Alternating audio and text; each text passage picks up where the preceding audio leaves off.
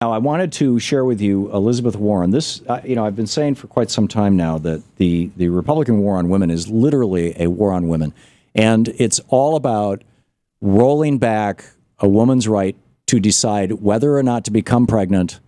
And if she becomes pregnant unintentionally, or there's something wrong with the pregnancy, or circumstances change, the right to terminate that pregnancy within a reasonable window. I mean, nobody's in favor of aborting a perfectly healthy baby that's viable. It's illegal to begin with. And secondly, I don't think anybody could defend that. But long before that, when it's just a blob of tissue. But this is not even about abortion, really. This is about saying women got too much power in 61 when the birth control pill was rolled out, and 73 when with Roe v. Wade. 61, the FDA certified the birth control pill, the very first birth control pill, as legal. By the late 60s, there was also the IUD, and then in 73 you had Roe v. Wade. And what that did was it set the stage for women to seize corporate power, to seize political power, because now they had control over their bodies. Because pregnancy can be a very interrupt your life kind of thing. And they got control over their bodies, and they started participating in our political dialogue.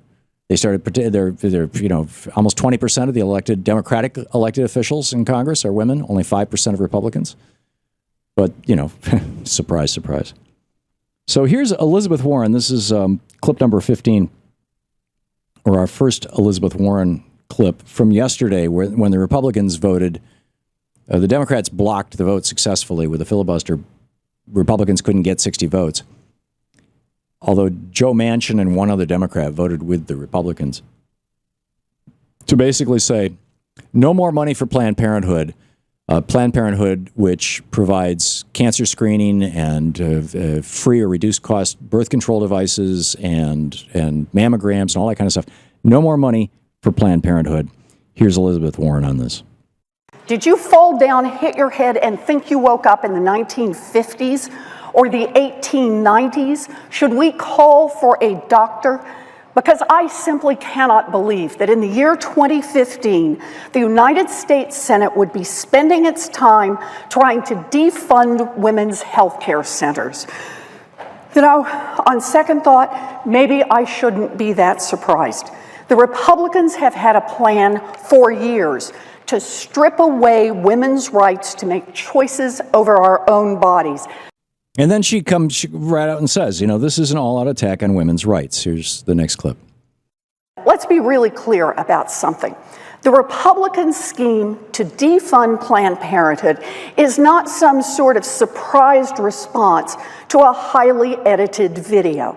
Nope, the Republican vote to defund Planned Parenthood is just one more piece of a deliberate, methodical, orchestrated right-wing attack on women's rights. And I'm sick and tired of it. Women everywhere are sick and tired of it. The American people are sick and tired of it. Amen. And she points out that this is entirely political. And I would even go farther than this. I would say Republicans are all hysterical about abortion because it allows them to change the conversation away from their basically pro-billionaire, pro-bribery agenda, as Jimmy Carter pointed out on this program last Tuesday. Anyhow, here's Elizabeth Warren on this. Scheduling this vote during the week of a big Fox News presidential primary debate, days before candidates take trips to Iowa or New Hampshire, isn't just some clever gimmick. This is an all-out effort to build support to take away a woman's right to control her own body and access to medical care she may need. And Elizabeth Warren goes on to point out that the Hyde Amendment has been in place for 40 years. No federal dollars go to pay for abortion, period. And not through Planned Parenthood either. There's no federal, there's no there, right? I mean, the Republicans are literally, making this up as they're going along. They're lying to people about this.